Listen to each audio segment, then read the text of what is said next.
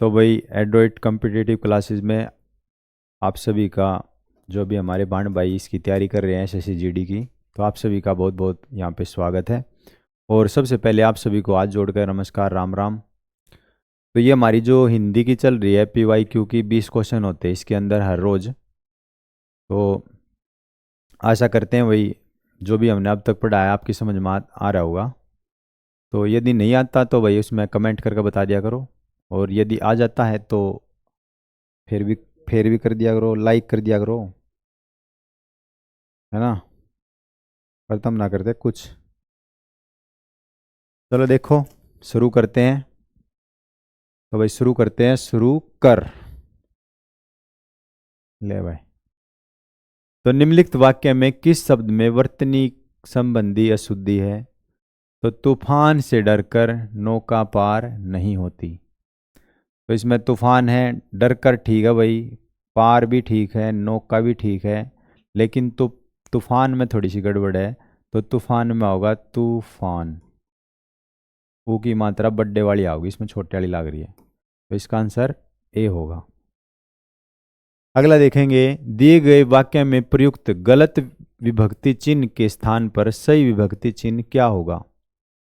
छुट्टियों में सभी बच्चों का अपने मम्मी पापा के साथ घूमने जाने का कार्यक्रम बना लिया। ठीक है, तो छुट्टियों में सभी बच्चों का, देख का पैड है, गड़बड़ है, सभी बच्चों का अपनी मम्मी पापा के साथ घूमने जाने का कार्यक्रम बना लिया था।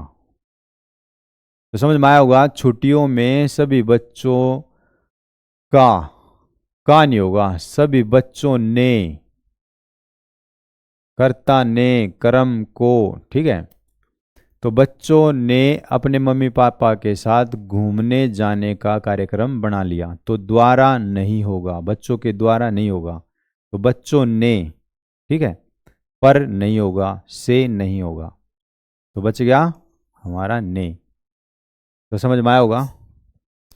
अगला है, रेखांकित शब्द समूह के लिए सर्वाधिक उपयुक्त विकल्प चुनें।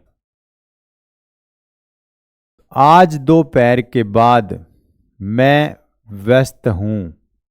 ठीक है, तो इसमें बताना है कि जो दोपहर का समय है, दोपहर के बाद का समय, उसने क्या बोलेंगे। ठीक है, तो दोपहर के बाद सुबह होगी, पूर्वान्ह भी सुबह का, यानी कि दोपहर से पहले का टाइम है, तो ये भी नहीं होगा। अपराह्न, ठीक है, ये होगा दोपहर के बाद के समय को, जैसे कि हमारे जो 8 पैर बताए गए हैं। ठीक है, तो उनमें दोपहर का जो बाद का समय है उसको अपराह्न बोला जाता है, और भोर जो है ये सुबह का, तो इसका पर्यायवाची सुबह, भोर। ठीक है, तो समझ में आया होगा। अगला देखेंगे, जो कम बोलता है वाक्यांश के लिए एक शब्द क्या होगा? तो देखो, एक है मृदुभाषी, एक है अपभाषी, एक है मितभाषी, एक है कुटभाषी, कटुभाषी। ठीक है, मृदुभाषी, मृदु का मतलब हो मीठा, तो मीठा बोलने वाला। अपभाषी का कुछ होता नहीं। फिर है भाई मितभाषी, मितभाषी होता है कम बोलने वाला, तो इसका आंसर होगा मितभाषी। कटुभाषी का मतलब वो है कड़वा बोलने वाला, कटु मतलब कड़वा, तो जिसके कड़वे वचन हो तो वो कटुभाषी। अगला देखेंगे, राधा गौर वर्ण की सुंदर महिला थी, वाक्य में प्रयुक्त वर्ण शब्द निम्नलिखित में से किस अर्थ को व्यक्त करता है? तो वर्ण, वर्ण का मतलब है रंग। ठीक है, तो रूप नहीं होगा, जाति नहीं होगी, लक्षण भी नहीं होगा, और क्या बचा? रंग। तो राधा किसे रंग की है? तो गोरे रंग की है। ठीक है, आया समझ में। अगला है, तुम्हारे चले जाने से मुझे बहुत दुख हुआ, रेखांकित शब्द के उचित पर्यायवाची शब्द का चयन कीजिए। यानी कि यहां पर बताना है सिमिलर पर्यायवाची उसका।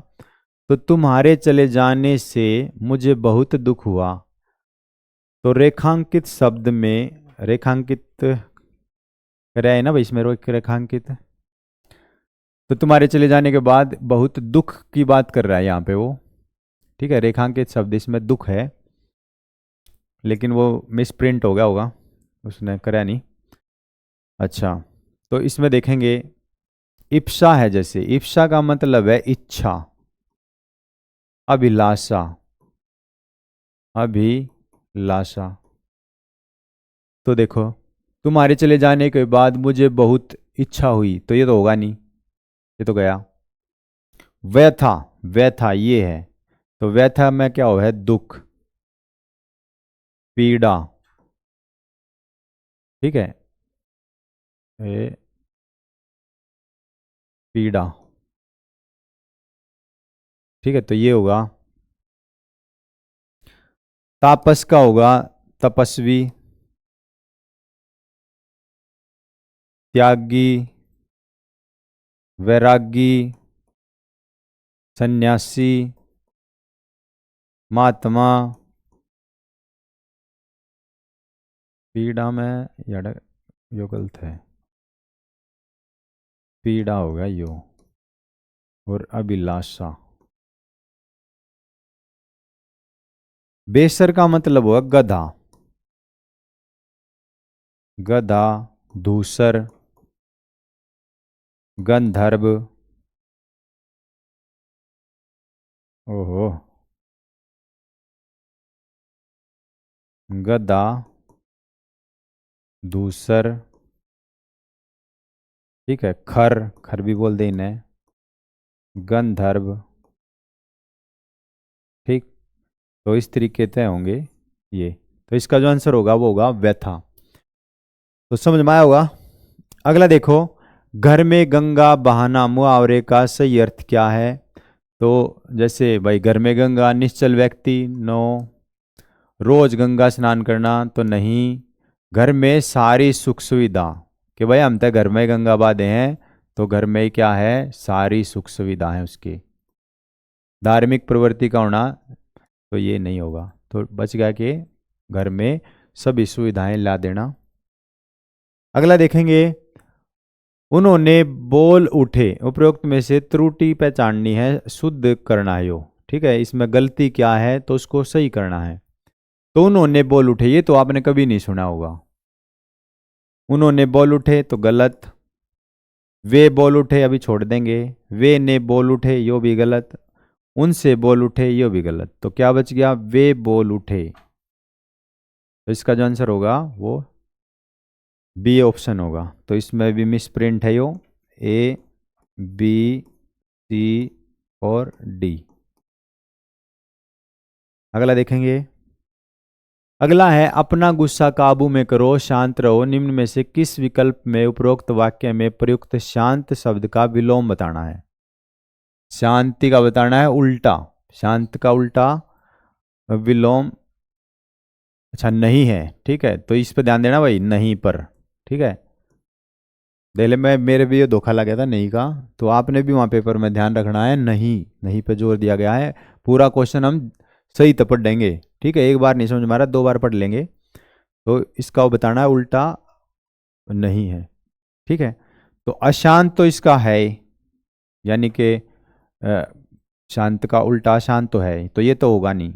उत्तेजित भी क्रोधित तो है, स्थिर भी एकदम शांत का वो सिमिलर हो गया। ठीक है, स्थिर है वो।